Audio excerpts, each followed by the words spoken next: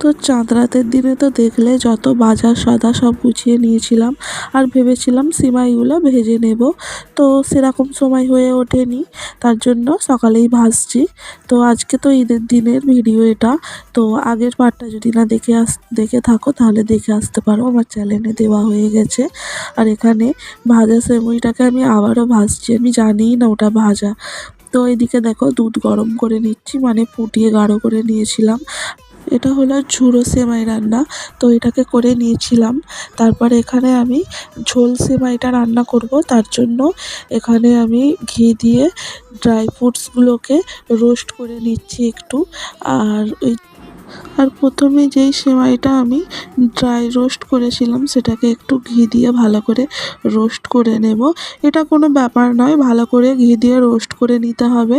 তারপর দুধে চিনি, নুন পরিমাণ মতো দিয়ে ফুটিয়ে নিয়ে আর এতে মানে ভাজা ইনগ্রিডিয়েন্টসগুলো সব দিয়ে দিতে হবে।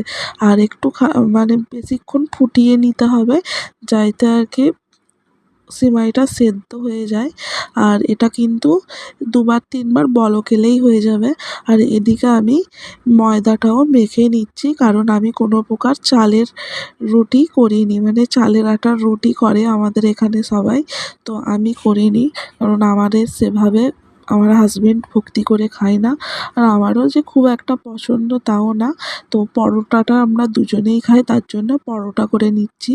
আর এখানে ভালো করে সাদা তেল, নুন, চিনি দিয়ে ভালো করে ময়াল দিয়ে দিচ্ছি। তোমরা কি বলো? আমরা তো বলি ময়াল দিয়ে দিচ্ছি। তো এদিকে হয়ে গেছে দেখো, পুরো ফুলে একদম এক হাঁড়ি হয়ে গেছে। আর এদিকে এসে কিন্তু চা করে নিচ্ছি। এত কাজের মাঝে আমি ভুলেই গিয়েছিলাম চা করতে। ওকে বাই, পরের ভিডিওর জন্য অপেক্ষা করো।